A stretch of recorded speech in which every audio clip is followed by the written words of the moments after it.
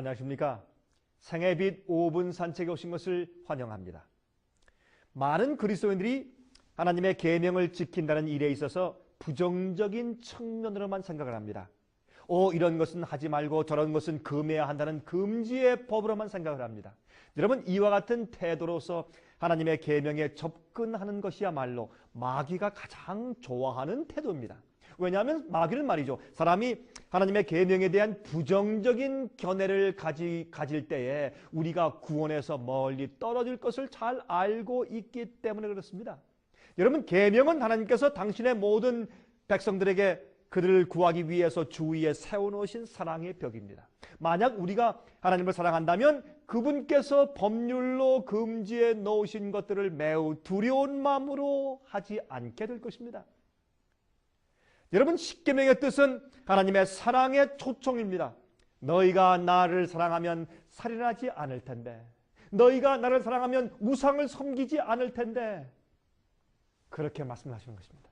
십자가의 사랑을 바라보고 감동된 사람은 하나님을 사랑하게 되고, 하나님을 사랑하는 자들은 하나님의 계명도 사랑하게 되는 것입니다. 그래서 시편을 기록한 다윗은 이렇게 말씀했습니다. 시편 119장 97절, 116절, 127절, 128절에 내가 주의 법을 어찌 그리 사랑하는지 내가 그것을 종일 묵상하나이다 그랬습니다. 그리고 또 저희가 주의 법을 폐하였사오니 지금은 여호와의 일하실 때입니다 라고 말씀했고, 또한 그러므로 내가 주의 계명을 금 곧 정금보다 더 사랑하나이다. 그러므로 내가 범사의 주의 법들을 바르게 여기고 모든 거짓 행위를 미워하나이다 라고 바로 다윗은 그렇게 얘기하게 된 것입니다. 여러분, 이웃을 사랑하는 자는 십계명 중에서 사람들에 대한 계명인 5제부터 10제까지의 계명을 순종하는 것입니다.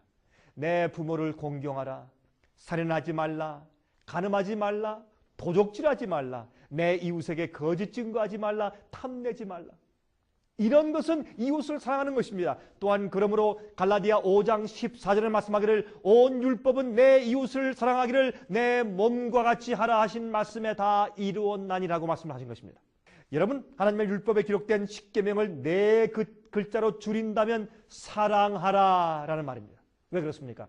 하나님께서는 당신의 율법인 십계명을 친히 2개의 돌비에 기록해 두셨는데, 첫째 돌비에는 인간과 하나님 사이의 사랑이 4개의 계명으로 나뉘어져서 표현되어 있고, 둘째 돌비에는 인간과 인간 사이의 사랑이 6개의 계명에 나뉘어져서 기록되어 있는 것입니다. 그러므로 하나님을 온 마음을 다하여 진정으로 사랑하는 사람은 첫째 계명인 하나님 이외에 다른 신을 섬기지 않을 것입니다. 둘째로 우상을 만들거나 거기에 절하지 않을 것입니다. 셋째로 하나님의 이름을 함부로 망령되이 부르지 않을 것입니다. 넷째로 안식일을 기억하여 거룩하게 지킬 것입니다. 또한 이웃을 사랑하는 자는 나머지 6계명들을 자연히 순종하게 될 것입니다. 왜? 주님을 사랑하니까. 그래서 온 율법은 사랑하라는 한 말씀 속에 함축되어 있는 것입니다.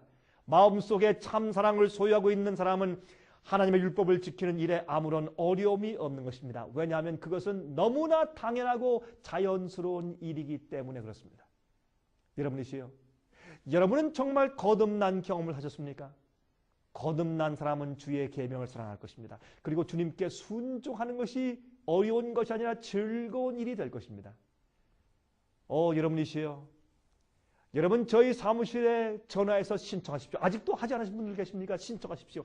요한계시록과 다니엘의 세미나 테이프들을 신청해서 들어보십시오. 왜냐하면 그곳에 이 모든 성경의 가르침의 역사가 예언적으로 기록되어 있는 말씀이 다 설명되어 있습니다. 여러분 주문해서 들어보십시오. 그리고 연구하십시오. 아무리 바쁘더라도 주의 말씀을 먹는 것이 제일 먼저 우선이고 중요하지 않습니까?